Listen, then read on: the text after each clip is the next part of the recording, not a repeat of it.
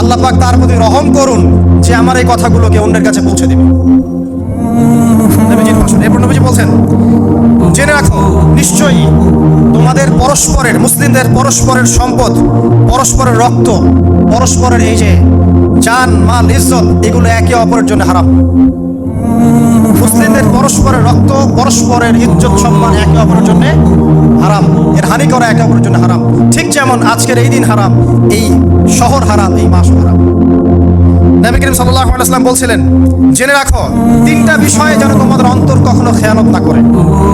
তিনটা বিষয়ে তোমাদের অন্তর যেন কখনো খেয়ানত না করে। এক, তোমরা যে কাজটাই করবা শুধু আল্লাহ পাকের সন্তুষ্টির জন্য করবে।